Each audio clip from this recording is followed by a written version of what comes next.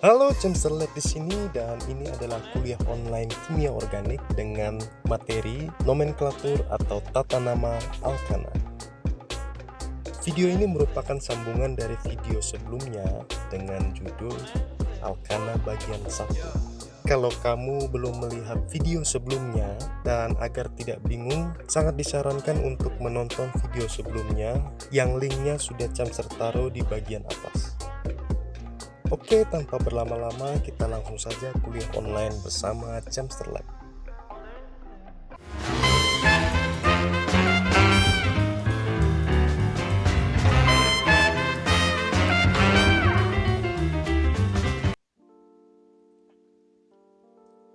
Pada zaman dahulu, penamaan senyawa organik itu tidak sistematis. Artinya tidak ada aturan yang mengatur nama senyawa harus begini atau begitu.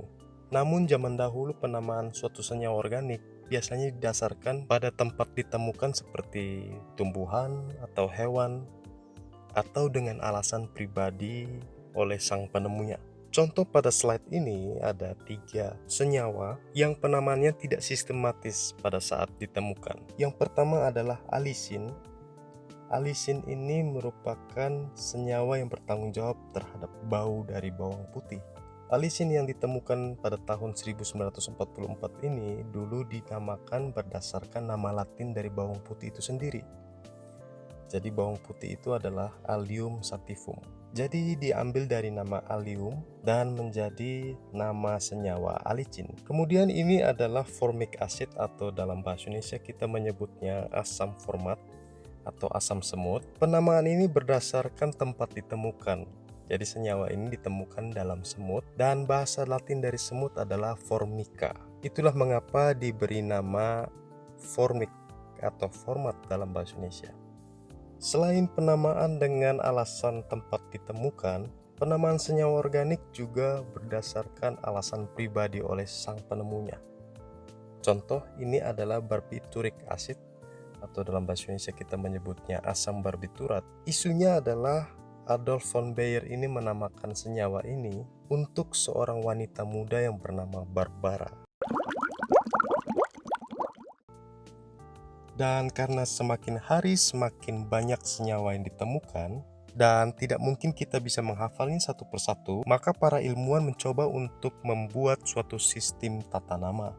Dan sistem tata nama ini atau nomenklatur ini diatur dalam IUPAC, International Union of Pure and Applied Chemistry, yang didirikan pada tahun 1919. Walaupun sebelum tahun tersebut, sistem tata nama ini sudah mulai diformulasikan di Geneva Congress oleh para ahli kimia Eropa. Dan ini adalah 2 ilmuwan yang sangat berjasa dalam penamaan ini. Yang pertama adalah Charles Friedel, berkebangsaan Prancis, dan yang kedua adalah Adolf von Baeyer, berkebangsaan Jerman. Kemudian seiring dengan bertambahnya waktu, sistem tata nama ini mulai direvisi sedikit demi sedikit. Ini merupakan website dari IUPAC, jadi bisa diketik iupac.org akan keluar halaman seperti ini. Di sini kamu akan mendapatkan banyak sekali informasi mengenai IUPAC. Kamu bisa melihat nomenklatur, jurnal, buku, database, konferensi, awards, event, bahkan proyek-proyek yang akan dibuat oleh IUPAC. IUPAC telah mengeluarkan beberapa buku yang disebut dengan buku berwarna. Jadi ada hijau, merah, biru, dan seterusnya. Buku biru merupakan buku yang membahas nomenklatur khusus untuk kimia organik. Dan tentu saja buku-buku ini berbayar. Harga dari buku biru ini adalah 175 euro. Atau kalau kita rupiahkan akan menjadi 3.376.500 rupiah. Tentu angka yang sangat luar biasa. Tapi kamu tidak perlu khawatir, kamu tidak perlu mengeluarkan rupiah yang begitu banyak. Karena di sini Chemster Lab akan memberikan ilmunya bagaimana membuat suatu nama senyawa berdasarkan tata nama IUPAC. Untuk membuat suatu nama seperti ini, contoh 3-metil 2-pentanol, dibutuhkan urutan dengan 4 kategori ini. Yang pertama prefix, kedua loken, ketiga parent, dan keempat suffix. Namun sebelum kita menentukan nama dari masing-masing kategori tersebut, ada baiknya kita tandai dulu rantai utama dari molekul yang akan kita namai. Sebagai contoh, pada molekul ini rantai utamanya adalah yang camster lingkari merah. Untuk prefix adalah substituen apa dan di mana. Contoh pada molekul ini substituennya berupa metil. Tempatnya adalah pada posisi 3. 1, 2, 3. Jadi untuk prefix namanya 3 metil. Untuk loken merupakan di mana lokasi gugus fungsi utama. Contoh pada molekul ini gugus fungsinya adalah suatu alkohol yang terikat pada karbon nomor 2. Jadi lokennya adalah 2. Untuk parent merupakan berapa banyak karbon pada rantai utama. Jadi pada karbon rantai utama yang sudah camster lingkari merah ini jumlahnya 1, 2, 3, 4, 5. Sehingga untuk parent namanya pentana. Untuk suffix merupakan apa gugus fungsinya. Dan pada molekul ini gugus fungsinya merupakan suatu alkohol. Oleh karena itu suffixnya diberi akhiran ol. Jadi secara keseluruhan molekul ini memiliki nama 3 metil 2 pentanol. Nama sesuai tata nama IUPAC. Begitu pula dengan 3 metil heksana. Jadi metil ini terletak pada posisi 3 dari rantai karbon utama. Dan rantai karbon utama ini jumlahnya ada 6 dan kita namai heksana. Kalau kamu masih bingung dalam penamaan ini, Chemster sudah menyiapkan beberapa langkah untuk menuntun kamu dalam membuat nama suatu senyawa organik.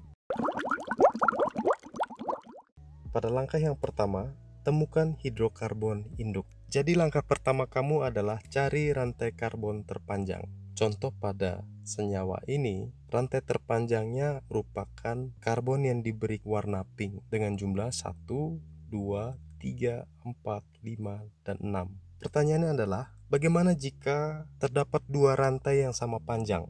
Contoh pada dua molekul ini merupakan molekul yang sama.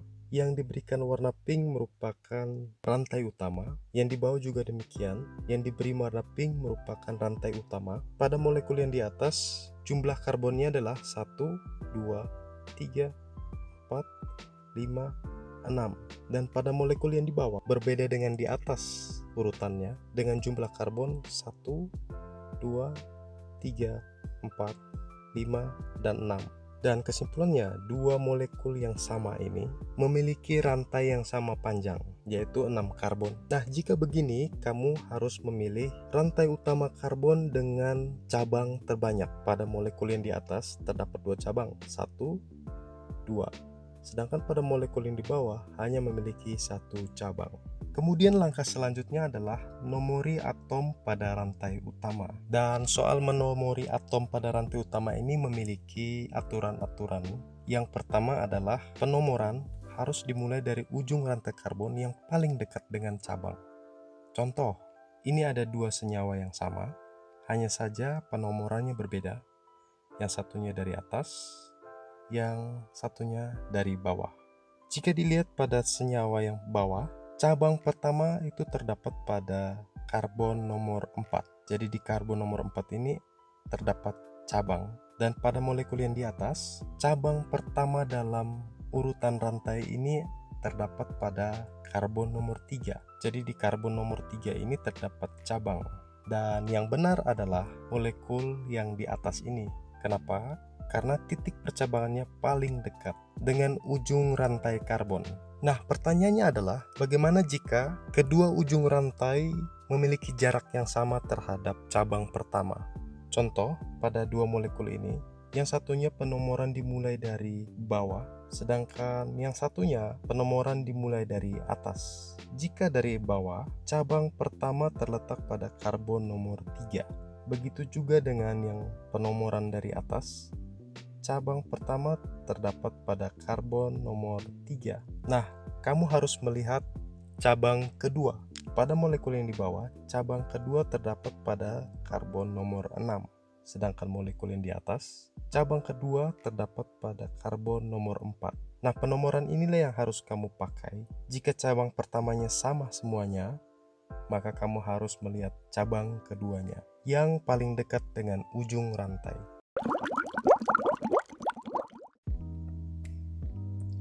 Jika masalah rantai utama sudah selesai, maka kamu harus lanjut ke step selanjutnya, yaitu identifikasi dan nomori substituen atau cabang-cabangnya.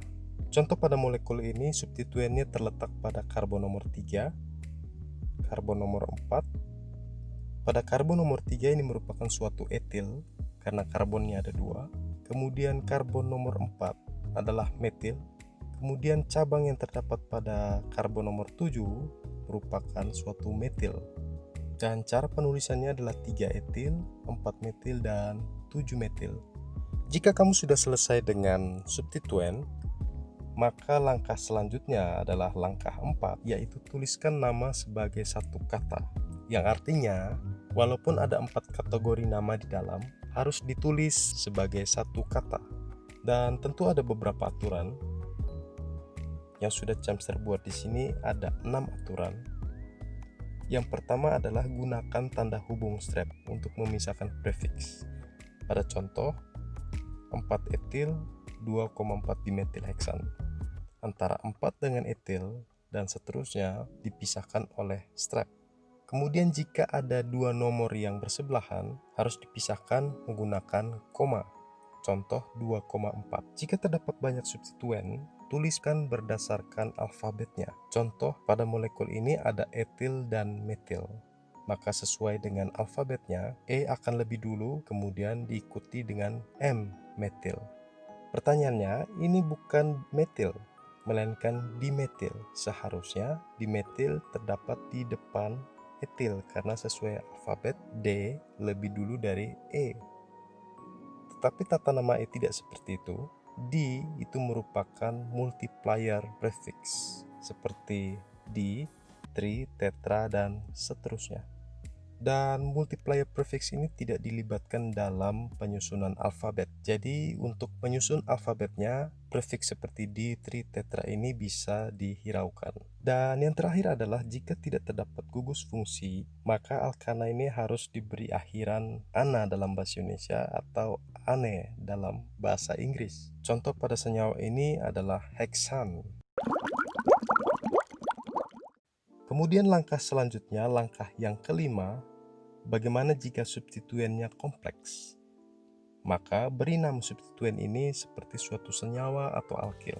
Contoh, karbon yang diwarnai pink ini merupakan alkil atau cabang dari karbon nomor 5. Jika dilihat alkil ini memang lebih kompleks dari sebelumnya, maka untuk menamai alkil ini bisa kita namai seperti suatu molekul utuh. Jadi kalau kita pisahkan alkil ini dari rantai utama, maka nama dari alkil ini adalah 1,2 dimetil propil. Kenapa propil? Karena ada 3 karbon pada rantai utama. Dan alkil dari propil ini adalah 2 buah metil yang terikat pada karbon nomor 1 dan nomor 2. Sehingga alkil ini kita sebut dengan 1,2 dimetil propil. Dan untuk senyawa besar ini bisa kita namakan 5, 1,2 dimetil propil, 2 metil nonan. Atau kamu juga bisa menggunakan alkil yang sudah umum namanya. Contoh pada molekul ini, alkil ini merupakan suatu isopropil. Atau jika kamu ingin memberi nama alkil ini seperti teknik yang tadi, kamu bisa memberi nama dari alkil ini adalah 1 metil etil. Baik, itu adalah 5 langkah utama untuk membuat suatu nama senyawa organik sesuai tata nama IUPAC. Tetapi ada beberapa tambahan yang tidak kalah penting dari 5 langkah utama tadi. Yang pertama adalah bagaimana jika ada gugus fungsi. Maka kita harus ubah akhiran ana menjadi akhiran sesuai gugus fungsi. Di sini Chamster sudah memberikan nama-nama akhiran sesuai gugus fungsi. Ada alkuna, alkena, amina, alkohol, sampai karboksilat. Contoh pada butana, karena tidak memiliki gugus fungsi, maka akhirannya adalah ane dalam bahasa Inggris dan ana dalam bahasa Indonesia. Nah, bagaimana jika 4 karbon yang sama kita tambahkan gugus fungsi? Seperti contoh di bawah ini merupakan gugus fungsi dari asam karboksilat. Maka kita harus menggunakan akhiran OAT dalam bahasa Indonesia dan oic acid dalam bahasa Inggris. Jadi untuk senyawa ini kita harus menamainya butanoic acid atau dalam bahasa Indonesia asam butanoat. Dan ini berlaku untuk semua gugus fungsi. Bagaimana jika ada lebih dari satu gugus fungsi? Contoh pada senyawa ini terdapat 2 gugus fungsi asam karboksilat dan gugus fungsi hidroksil atau alkohol. Maka solusinya adalah gunakan gugus prioritas sebagai akhiran. Jadi mana yang dipakai sebagai akhiran? Alkohol atau asam karboksilat? Nah, pada slide ini Camser sudah menyediakan prioritas gugus fungsi. Jadi di sini Camser sudah memberikan urutan gugus fungsi, semakin ke atas semakin prioritas. Jadi untuk senyawa ini yang terdapat alkohol dan asam karboksilat, jika dilihat dari skala prioritasnya, karboksilat lebih tinggi dibanding dengan alkohol. Maka karboksilatlah yang akan menjadi akhiran dari suatu nama. Dan karena asam karboksilat ini lebih prioritas, maka penomoran karbonnya dimulai dari asam karboksilat. Jadi penomoran karbonnya dimulai dari sini 1, 2. Sehingga gugus hidroksi atau gugus alkohol ini terikat pada karbon nomor 2. Oleh karena itu, nama dari molekul ini adalah 2-hidroksi ethanoic acid. Kenapa ethanoic? Karena ada 2 karbon pada rantai utamanya dan terikat gugus fungsi asam karboksilat. Senyawa ini juga disebut dengan alpha hidroxy acid atau disingkat dengan AHA yang sering digunakan sebagai bahan kosmetik. Nah, ini adalah tugas untuk kamu. Apa nama IUPAC dari molekul ini? Kamu bisa mencoba memberikan namanya di kolom komentar.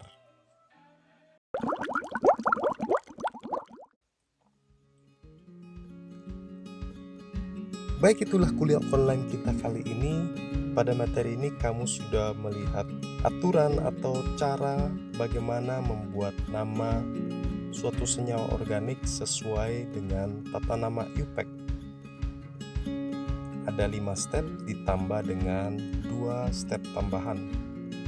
Semoga video ini berguna bagi kamu, dan jika video ini berguna bagi kamu, jangan lupa subscribe dan jangan lupa nyalakan tombol loncengnya agar kamu tidak ketinggalan video-video terbaru dari Camser Lab. Dan kamu bisa share video ini jika video ini bermanfaat bagi teman-teman kamu. Dan yang terpenting adalah selalu sehat dan tetap termotivasi untuk belajar kimia.